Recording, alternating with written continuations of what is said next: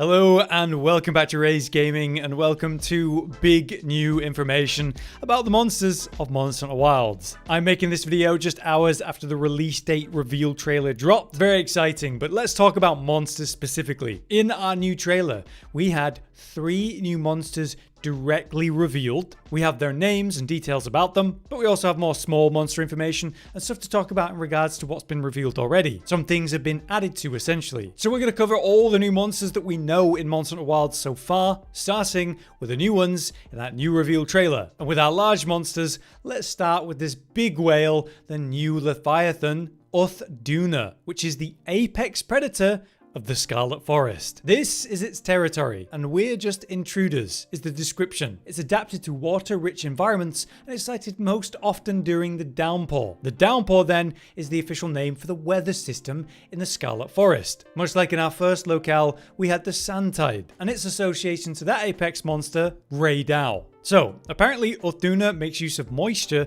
and its own bodily fluids to create a protective veil around itself. So it's enshrouded in this kind of mucus of its own making. So if we get through that, perhaps we get to deal more damage or something of that nature. We see in the different gameplay bits that it does actually submerge itself in the water. In the Scarlet Forest, there's very clearly outer bounds areas. And in these areas, we see duna, even mid-fight, jump into there and start splashing, leaping out like a whale submerging and blasting out from the water. This creates these huge waves that begin to grow and grow as it repeatedly does it, buffering us. We see the hunter choose to get on the mount and run away. So that's duna, the new Leviathan, the apex predator of the Scarlet Forest. Another revealed in the trailer is one we were somewhat aware of because it was the actual armor set used by the bow users in the bow weapon trailer. This raptor-style monster is quematrice, or quematrice. We're gonna have to decide. And is officially a brute wyvern. These are specifically brute wyverns with disproportionately long tails. And as we see,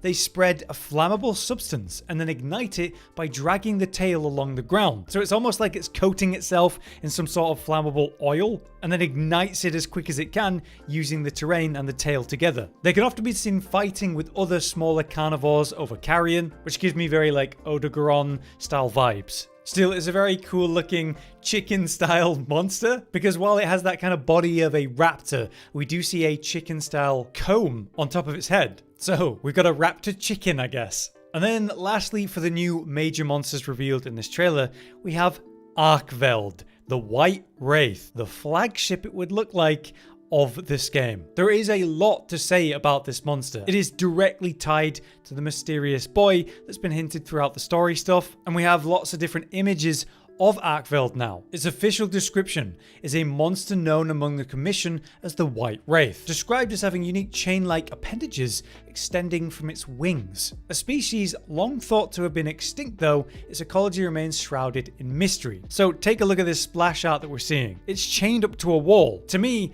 this looks like a really old monster, and if they're thought extinct, maybe the last surviving one was chained to a wall somewhere, and somehow it's able to survive. I don't know what it's eating and sustaining itself with, and I imagine it's a very old monster if this is the case, because it's chained to a wall, and now somehow it's got free. And over the long period that it's been chained to that wall, it would appear that the ones attached to its wings have kind of melded with the monster. It's grown over those chains, and when it's escaped, those chains have become part of the monster. Obviously, a lot of people are referring to frontier-style monsters. A lot of people are referring to Zanazarasu specifically. So it's not the first time we've seen monsters with kind of chain tails and that kind of thing. We plan to do a real deep dive into this monster and everything we know about it very soon. But yeah, very cool looking monster. In regards to monsters revealed that are new for Wilds though, let's run through them. Obviously we have doshaguma, we have chatacabra, we have balahara, and Railgun as the kind of monster we've seen in that first locale. Among these, we can also count the seikret as a new large monster that we are indeed mounting, and we've had lala barina revealed in that new trailer in regards to the Scarlet Forest before this one, though we get to see a little bit more of this giant spider in the new trailer. There are 2 more monsters yet unrevealed though, that we're fully aware of. This kind of purple themed plague monster, as we do see this very unique design for the armor set and the weapon with the hammer weapon trailer. Then again, we have another unrevealed monster that seems to be one of the kind of crab or bug type monsters, though it does have that purple theme. We look at this via the switch axe weapon trailer. So that's it for new monsters so far. At least large monsters. But we do know there's a couple returning monsters. For example, Rathalos, of course. It's not really Monster Hunter without Rathalos. And while definitely not confirmed, Rathian kind of would be assumed with that. And then the other monster that we know is returning is congalala. The poop-throwing fanged beast is coming back, as highlighted by the weapon trailer for Jewel Blades and the armor set that looks a little bit too similar to not be. And congalala is definitely deserving of an update at this point. So that's the large monsters and what we know so far.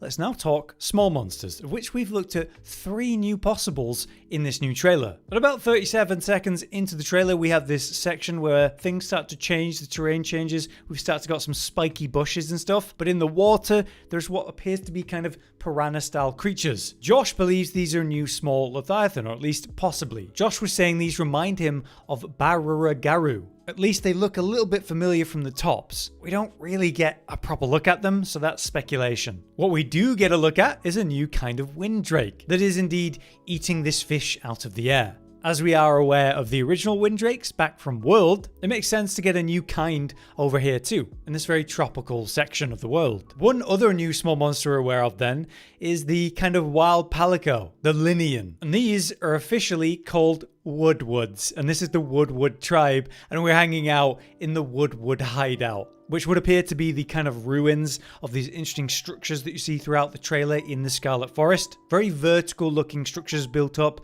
with the hills and mountains of the land, where humans, you would assume, built up around it. And now, the Wudwuds live there. Seemingly they're going to be tied to the story though, as don't forget, palicos are talking in Wilds now, and these ones certainly are talking directly to us. Then for the small monsters that we already knew about, we have the iconic ceratonoth, which are those kind of herd animals that also work as lightning rods for that area with the sun tide. We have the dalthodons, much like kestodons, bony crest herbivore style types. We do have that new raptor type. These are called the talioth. They're very bony style raptors though. I like how much more unique they are than the rest. And we've obviously seen a lot of examples of these smaller monsters attacking bigger monsters at the right time. And in this case, they kind of bury those bony beaks into the weak points of bigger monsters. It's terrifying. Next, we have a new wing drake called the bownos, as we get a look at them in this brief moment during Gamescom. These will be a source of screamer pods for us, so pretty important. Next, we have the Gaijos, which are like these crocodile-style enemies. Smaller monsters that are logically near shallower waters where it's muddy and murky, so they can actually ambush, attacking other endemic life that come too close when they want to get water. So you see them interact with other wildlife, basically. But of course, you can grab these and their sawhorns to make bleed pods.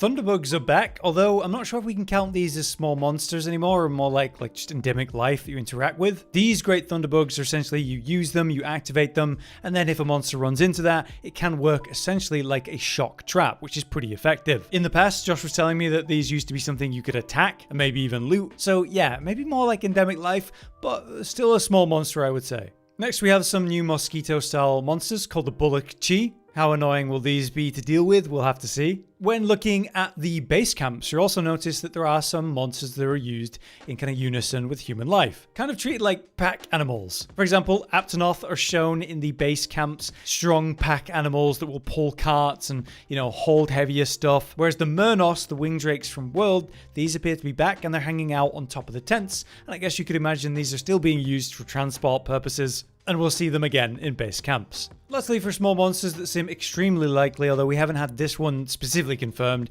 it's just congas. Because if we got congalala, then having the smaller version of it kind of goes hand in hand. It is very, very likely. But there you have it. That's all of the large and small monsters that we're aware of so far. A total of 6 added to the list then from our newest trailer. But the thing is, we're still expecting lots of new gameplay and footage of the Scarlet Forest and new information, so we might learn more about what we have seen and more about maybe what we haven't. If we have missed any though, do let us know, or any information you might have down in the comments. But for now, I've been Hollow, you've been you, thanks for watching, we'll see you next time.